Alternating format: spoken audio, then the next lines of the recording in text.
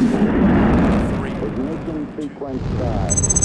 6, 5, 4, 3, 2, 1. 0. All engine running.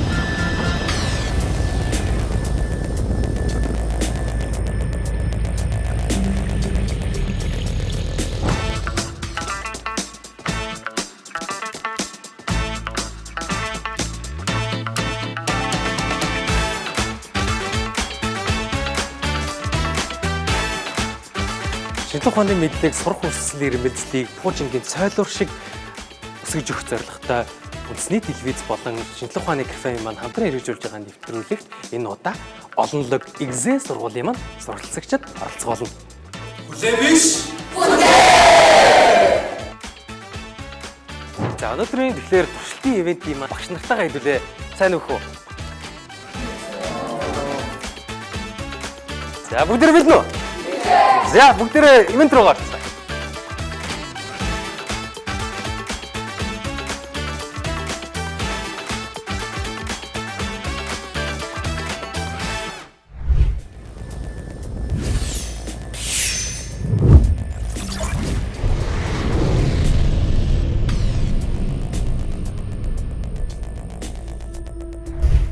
Цахилгаан гүйдэлд хоёр төрөл байдаг. Ямар хоёр төрөл байдаг вэ? Тогтмол. Оо яг зүйтэй тогтмол гүйдэл. Хувьсахгүй. Оо яг зүйтэй хувьсах гүйдэл. Тогтмол хувьсах гүйдэл ямар байдаг гэдгийг манай найз дээр турч үзье заяа. За би чамд тогтмол хүчлээ өглөө шүү заяа. Яаж вэ? Яг нэг хүчээр хэлчих чинь те. Тэгвэл хувьсах нь ямар ах нь? Нэг гинт ингээ. Гинэт. Яаж вэ? Татаад түлхээд боёо миний үйлчилж байгаа хүч хувьсан өөрчлөгдөж чинь те. Юу болсон бэ гэсэн чинь хоёр эрдэмтэн дэлхийн эрчим хүчний цахилгаан гүйдлийн ирээдүй аль нь вэ гэдэг дээр хөсөлдсөн. Нэг эрдэмтэн хувьсах гүйдлийн хүндрэлтний ирээдүй, нөгөөх нь тогтмол гүйдэл хүндрэлтний ирээдүй гэсэн юм байна. Тогтмол гүйдлийг аль эрдэмтэн тэмцсэн бэ? Томас Эдисон. Оо яг зүйтэй Томас Эдисон. Томас Эдисоны хамт ажилладаг байсан юм төхөр байна. Хувьсах гүйдлийг хүндрэлтний дэд бүтцийн ирээдүй байх хэрэгтэй гэсэн. Никола Тесла. Оо яг зүйтэй Никола Тесла. Тэр хоёр маань нэг үед амьдарч байхад аль алин дэд бүтцийг хөгжүүлэх гэж хичээжсэн юм байна. Цахилгаан гүйдэл нь товчхондоо атомын доторх жижигхэн олон электроны урсах хөдөлгөөнийг хэлж байгаа. Гэхдээ усан тэрэм зэрэг механик зүйлүүдээс яагаад давуу талтай вэ? Нэг тэнхүү электрон маш масс багтай буюу хөнгөн, тиймээс хурдан хөдөлж хариулт үзүүлж чаддаг. Хоёрт жижигхэн гэдгийг их хэмжээний цахилгаан орондоо тул хүчтэй харилцан үйлчилж чадна. Гуравт механик элегдэл үүсэхгүй болохоор найдвартай. Дөрөвт хотыг энергиээр хангаах нүсэр хэмжээнд ч мөн утас компьютерийн бичил тооцоолуурт ч үр дүнтэй ажиллаж чаддаг. Цахилгаанд чухал гурван ойлголт бий. Хүчтэл, үүдэл, эсрүүцэл. Цахилгаан хүчил гүйдэл нь хоёр төрөл байдаг. Тогтмол болон хувьсах. Тогтмол гүйдэл илүү энгийн ашиглахад амар байдаг бол хувьсах гүйдэлд харин олон гайхалтай шин чанарууд нэмэгдснээр илүү олон хэрэглээтэй байдаг. Цахилгаан орон, соронзон орон хоёр нь хоорондоо нэгт уялдаатай болгоёг олж тэрнээс хойшоо дэлхий тэр чигээрээ хөрчлөгдөн хөгжсөн билээ. За 3 2 1. За яаж вэ?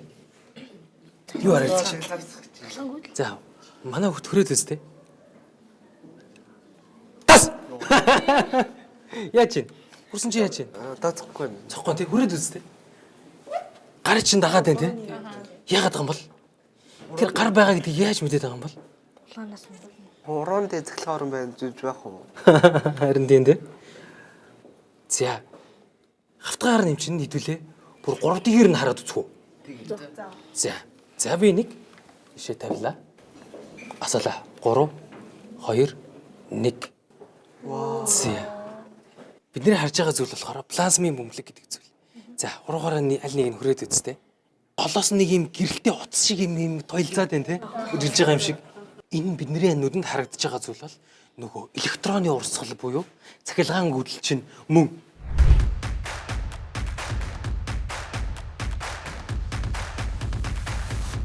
Та хэдээр би нэг эрдэмтэн таалган заяа.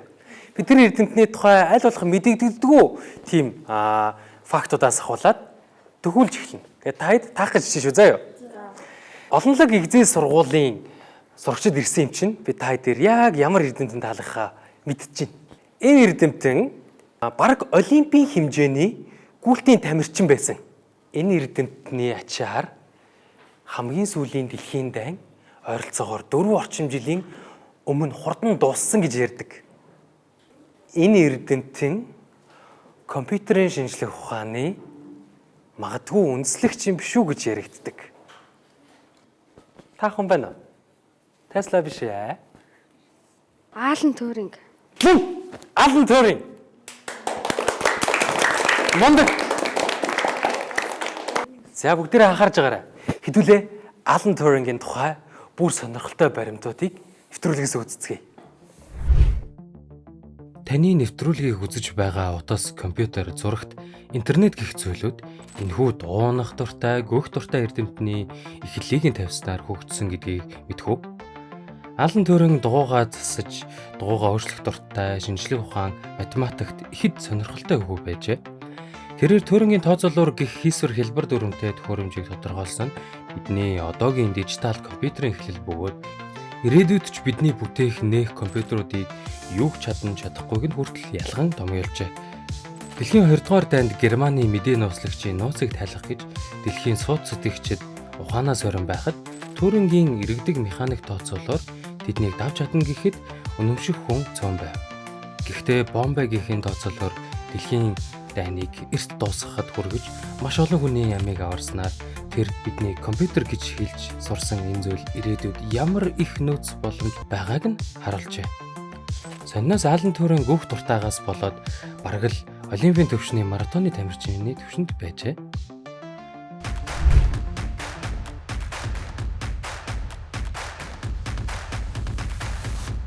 Энэ юуны цаас үлээ? pH-ийн индикаторын цаас гэж нэрлэнэ. Өөр бас юм индикатор хэмждэг лакмусын цаас гэж бас байдаг. Өнөөдөр хэдүүлийнх нь ашиглах нь энэ. За аль нь вэ? Энэ юм шүү. Хэд вэ? 6 юм уу 7 байна тий? За нөгөө нэг хүчлэлэг, шүлтлэг, сармгийн аль нь юм болоо? 7 юм уу 6 байна гэдэг чинь? Сарм байна тий? Яг зөв. За тэгвэл аль нь хүчлэлэг вэ? Энэ хоёрын. Энэ одоо ингээд ямар нэгэн бодис мэд сольж мэлөө тэгээд ямар нэгэн нөгөө юм ингээд өөрчлөгдөж байгаа болохоор илүү сонирхолтой санагдчихна. Дээрээс нь харж байгаа гэх юм бол харааны төвшний зөрүүгээс үзэлтэй буруу хэмжээсүүдийг хэмжээд хийдэг байхгүй юу? Тийм болохоор ингэж хэмжиж хийж байгаа. За тэгвэл энэ туршилтууд чамд хэр сонирхолтой санагдаж байна? Одоо хэрэв би одоо энийг 100 гэж үнэлэх юм бол одоо за нэг 90-с дээш юм уу та?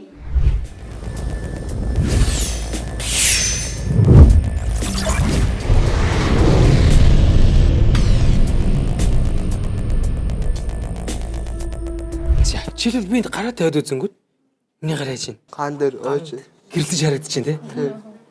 За. Гэхдээ бүр нэг сонир зүйл байгаа. Тэр нь юу вэ гэхээр яг плазмын бөмбөлөөс эхлээд бидний хишмэл ойлголтууд өөрчлөгдөж эхэлнэ. Бид нар захилгаан гүйлийг зөвхөн захилгааны утсан дээгүүр гүдгээ гэдээ ойлгодог тий. Тэгсэн чинь өөр зүйлүүд ажиглагддаг байна. Жишээ үрдэ. Чамайг хүрэхэд яаж юм? Унтраад байна тий. Энийгээр явах гэжсэн оронд орхиод чамаар явчлаа гэсэн үг байна шүү дээ. хамгийн их оронтой л уу. Оо яг зүйтэй. Би хүргэлээ юу болж байна? Тодорж байна тий. Хүргэсний дараа би 100-д нөхөрье. Яаж байна? Бүр тодорж байна.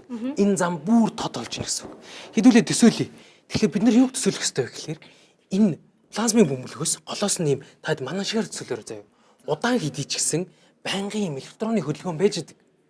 Яаж миний гарыг хаана байгааг нь мэдээд байна гэхлээр аль хэдийнэ харагдахгүй байгаа ч гэсэн миний биеэр ч гэсэн электроны бага хэмжээний урсгал байгаа.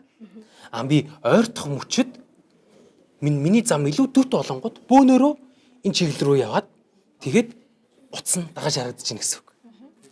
За. Энийг би тавиад горизонт нөхрөнгөд онторч ирсэн тий. Тэгсэн чи хүргээд тавингууд бүр тодосч ирсэн тий. Тань багш ингэж хөрвөл яг уу. Оо яаж зүг. Лампар гүүхийн оронд чамаар гүүхэн төд болчихж байгаа. Тийм болохоор чамаар дагаж газар руу явж байгаа болохоор энэ хасахгүй болчихно гэсэн. Тэгэхээр электрон гэдэг зүйл дандаа хамгийн бага эсэргүүцэлтэй, хамгийн саадгүй замаар хамгийн ихээр явдаг.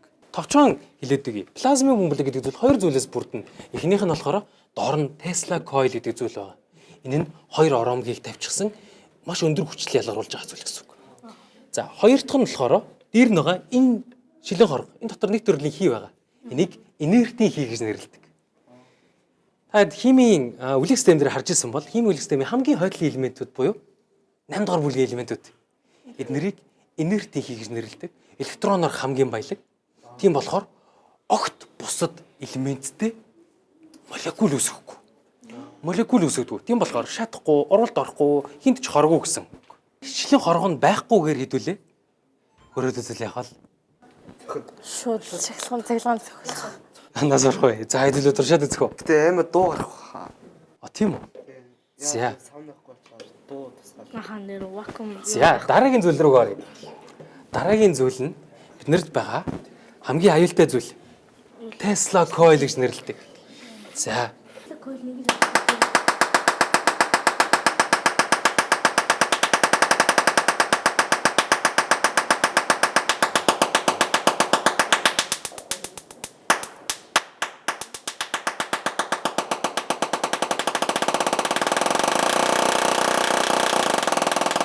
За яаж чинь?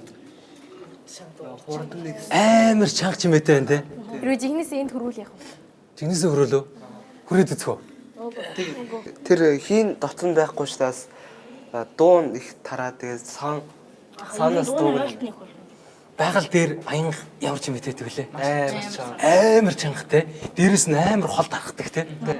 Яадаг вэ гэсэн чинь маш электронууд маш хурдан хугацаанд агаараар гүгээд тэр хугацаанд нь тэр агаар нь маш хүчтэй халаад тэгэд хөрчдөг. Халаад хөрөөд буюу агаарын даралтын долгионыг үүсгэж ийн гэсэн үг. Агарыг хүчтэйдүүлэхэд татаад хингэрэг шиг. Тийм болохоор маш чанга байд юм байна.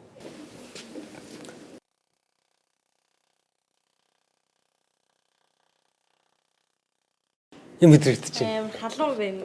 Яг хурж байгаа хэсгүүд гэж байна. Яг хурж байгаа хэсгүүд нь халуун байна те. За. Гэрэл тавина.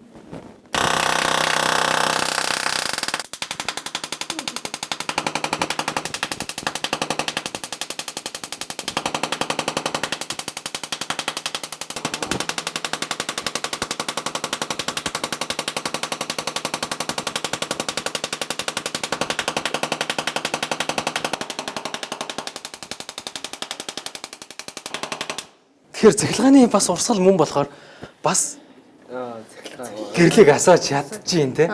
Эний дээр нэг юм гоё диск шиг зүйл байгааз. Энэ болохоор ороодсон цахилгааны утас. Эний доор дахиад нэг байгаа. Тэгэхээр хувьсах цахилгаан гүйдэлд юу болдог вэ гэхлээр би энд нэг цахилгаан оромог орооч. Энд дахиад нэг цахилгаан оромог орооч. Энэ хоёрыг ойртууллаа. Хэрвээ энд нь хувьсах гүйгээд хэлэх юм бол ийшээ нь зайнаас үл хамааран цахилгаан утсаар хүрээг үүсгэсэн энерги дамжиж эхэлдэг. Индукц гэж нэрлэдэг. Энэний үүсгэсэн цахилгаан соронзон орон ийшээ дамжигдаад ийшээ гүйдэл гүйж эхэлдэг байна. Хавцаанаас хамааран бид нэг бол хүчлийг нь хэсгэж багасгаж, нэг бол гүйдлийг нь хэсгэж багасгаж чаддаг байна. Энийг англиар трансформер гэж нэрлэдэг. Орос нэршлэр болохоор трансформатор. Асуулт асууя. Бидний гэрт ирдэг цахилгааны арзэтгэнд ирдэг цахилгаан хүчтэй хэд вэ? 220. Оо, яг зөв. 220 вольт те. 220 вольтод хэрвээ би ингээд ямар нэгэн байдлаар металл хүрээд ингэх юм бол би тогон цоглоод өгөн те. За, энэ бол 400-аад мянга вольт. Тэгвэл энд яагаад хүрчээд та нар амьд байгаад байна? Давтамж нь юу байгаа? Оо, яг зүйтэй. Давтамж. Тогтмол гүйдэлд байдаг хүч гэсэндээ хувьсах гүйдэлд байгаа нэг өөр зүйл байдаг нь давтамж. Хэр хурдан сэгсэрч гин, удаан сэгсэрч. Энэ хүчил маань түрүүний яг оромгийн зарчмаар хүчитлийг маш өндөр болгоцсон. Тэр 220-ыг аваад адаптернаараа тавьж байгаа. Дахиад ихсгэсэн. Юуг алдж байгаа вэ гэхлээр гүйдлийг алдаагүй. Бас маш өндөр гүйдэл. хүчтэй л жаа. Хүчитлийг хожиж байгаа, гүйдлийг хожиж байгаа, алдж байгаа зүйл нь хугацаа. секундыг 8000 хуасны нэгэн хэмжээнд маш хүчтэй амар өндөр хүчлээр цохиод болчиход байна гэсэн үг. Бид нарт болохоор аянганых нь гэрэл нь тогтож үлдээд байгаа болохоор тасралтгүй бараг гэрэлтэй юм шиг харагдаад байгаа боловч тийм богинохон хугацаанд цогчаал алга болоод байгаа гэсэн үг. Тийм болохоор хохирол өдшүүлж амжихгүй байх нь. Тийм учраас бид нэр аюулгүй байдлаар аянганд хурж үзэж чадчихна гэсэн үг. Энэ үсэн тахилгаа ийшээ гараад ирлээ тийм. Нөгөө гэрэл асаад Энэ асахгүй байна тийм. Энэ голд байгаа вольфрам гэдэг бодисыг халаагаад халсан болохоор гэрэл ялгаруулж энэ асдаг. Энийг дулааны гэрлэн жидэн гэдэг. Энэ болохоор лид гэрлээр асж байгаа. Өөр технологи гэсэн үг байхгүй. Тэгэхээр энийг бол яг Томас Эдисон хийсэн те. Тэгэхээр Томас Эдисоны хийсэн гэрэл бол энэ чэнэс бол асахгүй. Яагаад тэгэхээр энэ хоёрыг бол энэ халаач чадахгүй зөөршөд тог амар өндөр хүчтэй болохоор халаахаасаа төрүүлээд дамжичээд байна гэсэн үг миний гарлаа. Тэгээд энэ асахгүй.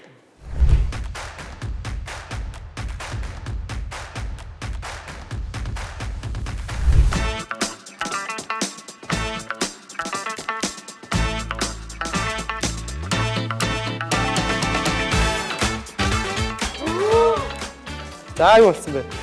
энэ нөгөө нүд хураад байна. Яг нүд хуураад шүү дээ. За энэ ямар юм бэ? За. Хичээлүүдийн үдчихсэн болохоор бас гайгүй байлаа. Гэхдээ тэр илэг ходоод хоёрын байрыг олох гэж байгаа нь 2 минут бараг болчих шиг боллоо тийм. Ер нь гайгүй амархан гэж бодчих. Гэхдээ айгүй сонирхолтой байлаа. Өмнө нь яг ингэж хүний бие дээрээ угсаж үзэж байгааг болохоор айгүй сонирхолтой байлаа. Хамгийн сонирхолтой байсан юм яг энэ чихнээсээ яг ингэж физикийн химийн туршилт өгдөг нь айгүй сонирхолтой байсан.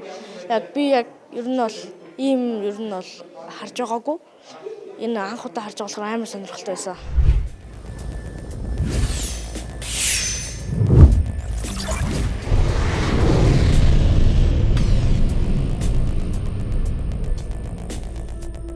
Ичидийн гимээр зарим нэг мэдхгүй зүйлсүүдийг таамаглаад ичидийн биш үү бидний ойлгохдохгүй шинжилгээ тайлбарлагдахгүй юм зүйл юм биш үү гэж бид нэр төсөөлдөг ч гэсэндээ яг үнэндээ бодит байдлаар хэмжигдэж ямар нэгэн зүйл нөлөөлж чадж байгаа зүйл бол хэмжигдэж чаддаг.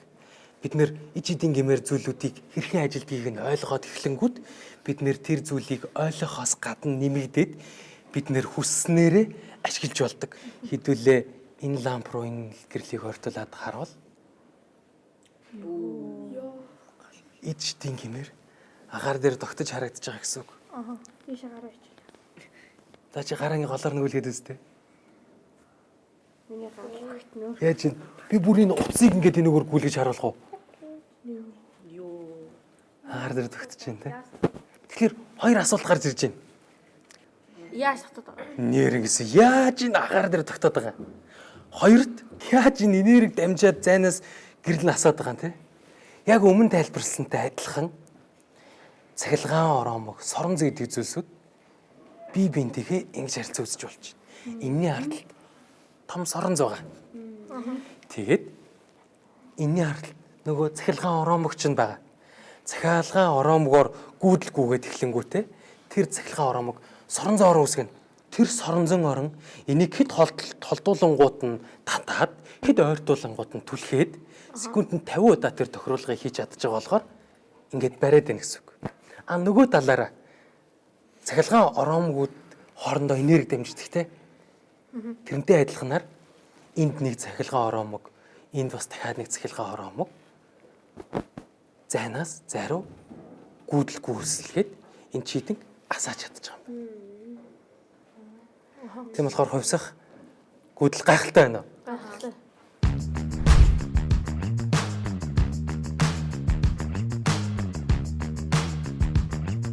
За тэгэхээр цахилгаан гүйдэл гэдэг зүйл бидний амьдарч байгаа ертөнцийн хамгийн том хөдөлгөгч хүч байдаг те. Тэр тусмаа хувьсах гүйдэл бидний бүх нүүрс шатаагаад тэр бүх дулааны эргэл тэр хөндөр хүчлээс хулаад гэрийн ажиллаж байгаа бүх зүйл энэ хувьсах гүйдлийн дэд бүтцийн системээр ажилдаг байна. Тэгээд дээрээс цахилгаангуул гэдэг зүйлсүүдийг бид нэр илүү нарийн гүн ойлгосноор яг ямар цахилгаангуул нь аюултай юм. Ямард нь хурж болоод ямард нь хурж болохгүй нөхцөл байдал байгаа. Хурж болдог аюулгүй нөхцөл байдлыг үүсгэхэд тулд яах ёстой гэх мэтчлэн илүү гүн ойлголтыг аваад бид өөрсдөө хамгаалж чадах нь байна.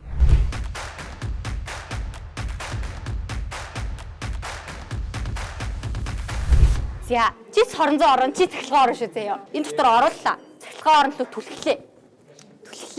Тэсэн чи цахилгаан орон бууж өгч дуургүй. Урдаас нас түлхэнэ. Соронзоо орон түлхэнэ. Цахилгаан орон түлхэнэ.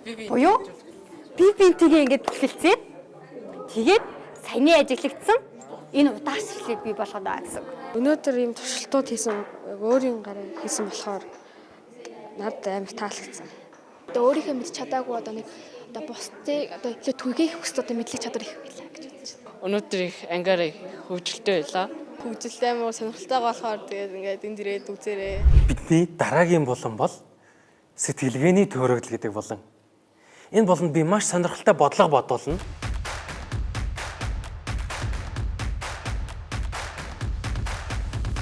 Нэг улс байд юм байна. Тэр улсад жилд 100 мянган санхүүч төгсдөг. Тэр санхүүчдийн 2% нь номын санч болдог гэж бодъё. Тэр улсад бас 2000 номын санч мэргэжлэр төгсдөг. Тэр 2000 номын санч нарын 50% нь номын санч болдог гэж бодъё. За тэгэхээр би тэр улсад очиод санамсаргүй нэг номын сан руу яваад ороход тэр номын сангийн номын санч нь ямар мэргэжилтэй байх магадлал хамгийн өндөр вэ? 100 мянган 20% номын санч болдог. Харин нөгөөд нь 2000 номын санчи 50% нь гэхээр 1000 хүүхэд 2000 хүүхэдээс арай гэхээр 2000 хүүхэд нэрэ. Оо яг зүйтэй. За. Зүйтэй. Би дүгнэлтийг нь хэлж өгье. Ямар сэтгэлгээний алдаа гаргах гэдэг вэ гэхлээр жишээлбэл бид нар бүх номын сангаар орж үзэнгүүтээ ихэнх нь дандаа санхугаар төгссөн номын санч нар байнгут номын санч болохын тулд бид нэр санхүүгээр сурах ёстой байна гэдэг дүгнэлт гаргах гэдэг. Энэ нь бидний сэтгэлгээнд гаргадаг алдаа гэсэн үг. Гэхдээ яг үнэндээ санхүүгээр төгсвөл номын санч болох магадлал нь хэд вэ? 2% буюу маш бага байх нь тэ. Харин яг үнэндээ номын санчаараа сурсан бол номын санч болох магадлал нь хамаагүй өндөр. Яг зүйтэй. Бид нэр тэгэхээр энэ гарч ирж байгаа зүйлийн суур өгөгдлийнх нь хэмжээ, суур өгөгдлийнх нь магадлал хэдвэ гэдгийг нь бүрнээр нь дүгнэхгүй бол буруу дүгнэлт гарах эрсдэлтэй байдаг. Жишээлбэл номын санч болох гэдэг үгийг амжилттай байх гэдэг үгээр сольчих. Бид нэр бүх амжилттай хүмүүсийг харсан чинь бүх амжилттай хүмүүс ийм байна гэж дүгнэх нь тэрийг хийснээрээ амжилттай болно гэсэн дүгнэлтэд шууд аваачих нь зүв байна уу? Зөвхөн биднэрт хангалттай мэдээлэл байхгүй байх гэсэн үг байна те. Тэгэхээр бид нэр суур өгөгдөл хэдэн хүн номын санчаар сураад номын санч болоогүй, хэдэн хүн номын санчаар сураад номын санч болсон, хэдэн хүн санхугаар сураад номын санч болсон, хэдэн хүн санхугаар сураад номын санч болоогүй юм бэ гэдэг тэр дөрвөн төрлийн бүх мэдээллийг тийг харж иж эцсийн дүгнэлтийг хийж болох нь. За тэгэхээр энэ сэтгэлгээний төөрөгдлийг суур магадлалын төөрөгдөл гэж нэрлэдэг байна. Мдэггүй хөсөө болж ямар алдаа гаргах гэдэг үг гэхлээр хит түргэнээр зөвхөн өнгөц байгаа туршилт өгөгдөлтөөр суурлаад үр дүнгээ дүгнчих юм бол алдаатай болдог байна. Бид нэр тэрний суурьд нь яг ямар тоонууд байгаа вэ гэдгийг хэмжиж жинхэнэ үр дүн, жинхэнэ амьдралын зөв сонголтоо илүү найдвартай хийх нь. За тэгвэл би асуулт асууя. Суур магадлалын сэтгэлгээний төөрөгдлийг мдэггүй тохиолдолд ямар хор уршиг нөлөө байж болох вэ? Би ингэж бодож байна. Нөгөө хитгэн хурдан зангаас орж нөгөө түргэн ингээд шийдвэр гаргах юм. Тийм хор уршигтай л байна. Номын санд ороход ингээд хинхэн санхүүш төгссөн хүмүүсийнхаа юу нэгэ санхүүшээ суул номын санч болох магадлал өндөр байд юм а гэж ойлгож болохгүйгээр юу номын санчаар тэгэхээр юу буруу зүйл гэж ойлголоо.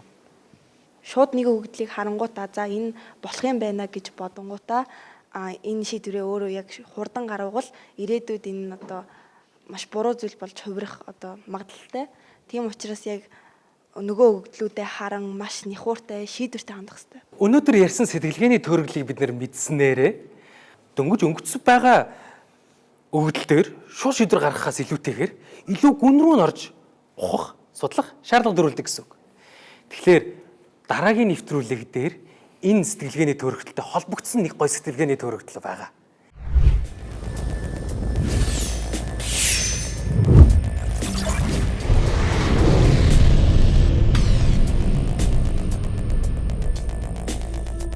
За цойлуур нэвтрүүлгийн маань гэрдөх даалгаврын туршилт байгаа. Гэхдээ энэ туршилтан дээр нэг зүйлийг анхаарах хэрэгтэй нь том хүний хараа хяналтанд ор дээрээс нь хамгаалтын шилдэ заавал хийх ёстой шүү. Энэ дундаас болгоомжтой харьцах ёстой зүйл нь цооны хүчил буюу укс ус. Энийг нүдрүүгээ огт оруулж болохгүй. Гараа энэтэй харьцсан дараа маш сайн угаана. За туршилт руугаа орцгоё. Колбондо баг зэрэг халуувтар бүлээн ус хийн. Гэхдээ колб байхгүй нөхцөлд бол нарийнхаа амсартаа ямар нэгэн ундааны сав, усны сав таад маань ашиглаж болно шүү. Хийсэн бүлээн усан дээр аяг тавуу угаагч шингэнээсээ 6 удаа дараад ирээд өгч.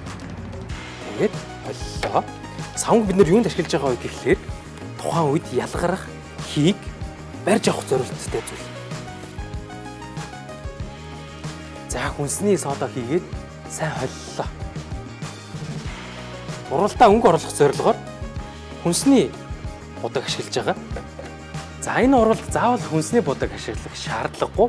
Энэ удаа бид нэр зүгээр гоё урлаа илүү том руу харуулахын тулд ашигласан. Тэгэхээр дайд маань ашиглахгүй хийж болно. Хамгийн сүүлд нь заавал шилээ зүүсэн байхаа мартаж болохгүй шүү. Хамгийн сүүлийнх нь алхам нь цооны хүчлээ колб руугаа зэрэг хийн.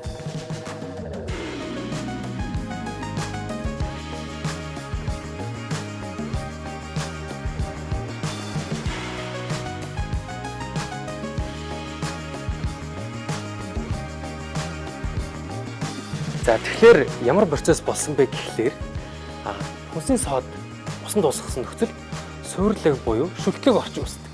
Бидний ашигласан цооны хүчил өөрөө маш хүчлэг орчинтой.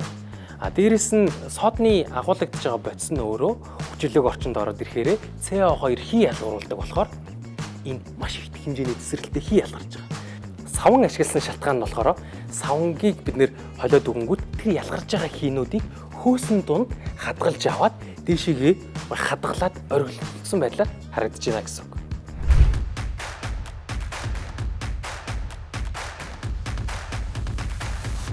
За өнөөдрийн маань нэвтрүүлэгт маш сонирхолтой сониуч гэрхай хүүхдүүд оролцлоо. Тэгээд бид нар энэ удаагийнхаа их сурвалж болонд од мөндөр сугийг онцолж байна. Тэгээд түрүүний явагдсан туршилтын ивент, давинчи гэх төслүүдэд бид нартай манай пэйжээр холбогдоод оролцох боломжтой. Бид нар сургуулаараа оролцсон тохиолдолд бид нар энэ зүгээс шинжлэх ухааны хэрэглэгт хүнүүдийг сургуульд нь бэлгэлдэг. За тэгээд дараагийн дугаараар уулзцгаая.